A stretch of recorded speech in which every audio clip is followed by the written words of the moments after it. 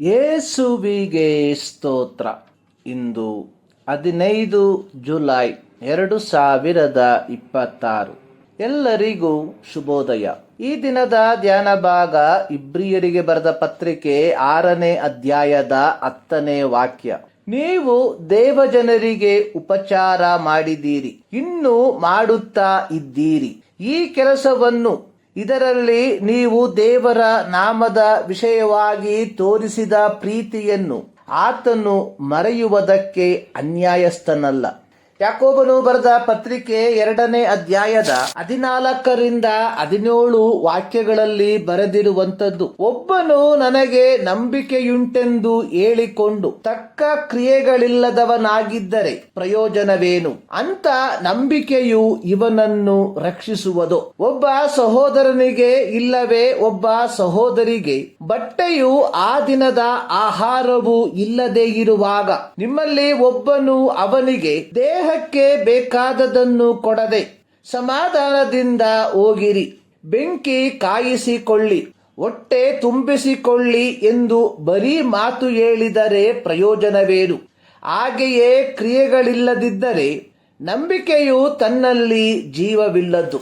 ಪೌಲನು ಥೆಸಲೋನಿಕ ಸಭೆಗೆ ಪತ್ರಿಕೆಯನ್ನು ಬರೆಯುವಾಗ ಥೆಸಲೋನಿಕ ಸಭೆಯ ದೇವಜನರಲ್ಲಿ ಕಂಡುಬಂದ ಸದ್ಗುಣಗಳಿಗಾಗಿ ದೇವರಿಗೆ ಕೃತಜ್ಞತಾಸ್ತುತಿ ಪ್ರಾರ್ಥನೆಯಲ್ಲಿ ಹೇಳಿರುವಂಥದ್ದು, ನಾವು ನಂಬಿಕೆಯ ಫಲವಾದ ನಿಮ್ಮ ಕೆಲಸವನ್ನು, ಪ್ರೀತಿಪೂರ್ವಕವಾದ ನಿಮ್ಮ ಪ್ರಯಾಸವನ್ನು, ನಮ್ಮ ಕರ್ತನಾದ ಯೇಸು ಕ್ರಿಸ್ತನ ಮೇಲಣ ನಿರೀಕ್ಷೆಯಿಂದುಂಟಾದ ನಿಮ್ಮ ಸೈರಣೆಯನ್ನು ನಮ್ಮ ತಂದೆಯಾದ ದೇವರ ಮುಂದೆ ಎಡಬಿಡದೆ ಜ್ಞಾಪಕ ಮಾಡಿಕೊಂಡು ನಿಮ್ಮೆಲ್ಲರ ವಿಷಯದಲ್ಲಿ ದೇವರಿಗೆ ಯಾವಾಗಲೂ ಕೃತಜ್ಞತಾ ಸ್ತುತಿ ಸಲ್ಲಿಸುತ್ತೇವೆ. 1 ಥೆಸಲೋನಿಕ 1:2-3 ವಾಕ್ಯ.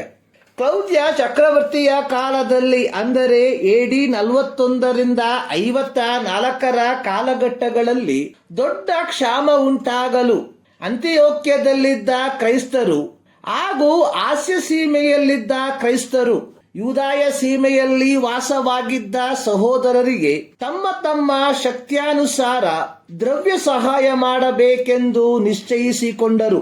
ಅದನ್ನು ಬಾರ್ನಬ ಸೌಲರ ಕೈಯಿಂದ ಯೆರೂಸಲೇಮಿಗೆ ಕಳುಹಿಸಿದರು. ಅಪೊಸ್ತಲರ ಕೃತ್ಯ 11ನೇ ಅಧ್ಯಾಯದ 27-30 ವಾಕ್ಯ. ನಂತರವೂ ಪೌಲನು ತನ್ನ ಮಿಷನರಿ ಪ್ರಯಾಣದ ಉದ್ದಗಲಕ್ಕೂ ಯೆರೂಸಲೇಮಿನಲ್ಲಿ ವಾಸಿಸುತ್ತಿರುವ ಕ್ರೈಸ್ತರಿಗಾಗಿ ಧನ ಸಹಾಯವನ್ನು ಕೇಳಿಕೊಂಡು ಅದನ್ನು ತಲುಪಿಸುವ ವ್ಯವಸ್ಥೆಯನ್ನು ಮಾಡುವವನಾಗಿದ್ದನು. ಪೌಲನು ಕೊರಿಂಥ ಸಭೆಗೆ ಪತ್ರಿಕೆಯನ್ನು ಬರೆದಿರುವಾಗ ಅಲ್ಲಿ ಮಕೆದೋನ್ಯದ ಸಭೆಯ ಕುರಿತಾಗಿ ಕೊರಿಂಥ ಸಭೆಯ ದೇವಜನರಿಗೆ ಹೇಳಿರುವಂಥದ್ದು, ಆ ಸಭೆಯವರು ಬಹಳ ಹಿಂಸೆ ತಾಳುವವರಾದರು ಮತ್ತು ವಿಪರೀತವಾದ ಬಡತನದಲ್ಲಿದ್ದರು, ಬಹು ಆನಂದದಿಂದ ತುಂಬಿದವರಾಗಿ ಅತ್ಯಂತ ಔದಾರ್ಯವುಳ್ಳವರಾದರು. ಅವರು ಶಕ್ತ್ಯಾನುಸಾರವಾಗಿ ಮಾತ್ರ ಕೊಡದೆ ಶಕ್ತಿಯನ್ನು ಮೀರಿ ತಮ್ಮಷ್ಟಕ್ಕೆ ತಾವೇ ಕೊಟ್ಟರು. ದೇವಜನರಿಗೆ ಸಹಾಯ ಮಾಡುವ ಕೆಲಸದಲ್ಲಿ ತಾವು ಪಾಲುಗಾರರಾಗುವಂತೆ ಅಪ್ಪಣೆಯಾಗಬೇಕೆಂದು ನಮ್ಮನ್ನು ಬಹಳವಾಗಿ ಬೇಡಿಕೊಂಡರು. 2 ಕೊರಿಂಥ 8ನೇ ಅಧ್ಯಾಯದ 2-4 ವಾಕ್ಯ. ಇದನ್ನು ಅವರಿಗೆ ಹೇಳಿದ ತರುವಾಯ ಪೌಲನು ಕೊರಿಂಥ ಸಭೆಯ ದೇವಜನರಿಗೆ ಹೇಳುವಂಥದ್ದು, ನೀವು ನಡೆಸುವ ಧರ್ಮ ಕಾರ್ಯವು ದೇವಜನರ ಕೊರತೆಗಳನ್ನು ನೀಗುವುದು ಮಾತ್ರವಲ್ಲದೆ ಅನೇಕರಿಂದ ದೇವರಿಗೆ ಕೃತಜ್ಞತಾ ಸ್ತುತಿಯನ್ನು ಉಂಟು ಮಾಡುವುದು. 2 ಕೊರಿಂಥ 9:12. ಆದಿಮ ಸಭೆಯ ಕ್ರೈಸ್ತರು ತಮ್ಮ ಸಹ ಸಹೋದರರಿಗಾಗಿ ಮಾಡಿದ ಎಲ್ಲ ಧರ್ಮ ಕಾರ್ಯಗಳನ್ನು, ಅದರೊಂದಿಗೆ ಅವರಿಗೆ ಯೇಸು ಕ್ರಿಸ್ತನ ಮೇಲಿನ ಭಯಭಕ್ತಿಯನ್ನು ಕ್ರೋಢೀಕರಿಸಿ ಇಬ್ರಿಯ ಗ್ರಂಥಕರ್ತವು ಪ್ರಬೋಧಿಸಿರುವಂಥದ್ದು, ಇವುಗಳನ್ನು ಮರೆಯುವುದಕ್ಕೆ ಆತನು ಅನ್ಯಾಯಸ್ಥನಲ್ಲ. ದೇವಜನರನ್ನು ಪ್ರೀತಿಸುವುದು ರಕ್ಷಣೆಯನ್ನು ಹೊಂದಿಕೊಂಡಿರುವವರ ಗುರುತಾಗಿದೆ. ಯೋಹಾನನು ಬರೆದ ಸುವಾರ್ತೆ 13ನೇ ಅಧ್ಯಾಯದ 34-35 ವಾಕ್ಯದಲ್ಲಿ ಯೇಸು ಹೇಳಿರುವಂಥದ್ದು, ನಾನು ನಿಮಗೆ ಒಂದು ಹೊಸ ಆಜ್ಞೆಯನ್ನು ಕೊಡುತ್ತೇನೆ, ಏನೆಂದರೆ ನೀವು ಒಬ್ಬರನ್ನೊಬ್ಬರು ಪ್ರೀತಿಸಬೇಕು. ನಾನು ನಿಮ್ಮನ್ನು ಪ್ರೀತಿಸಿದ ಮೇರೆಗೆ ನೀವು ಸಹ ಒಬ್ಬರನ್ನೊಬ್ಬರು ಪ್ರೀತಿಸಬೇಕು ಎಂಬುದೇ.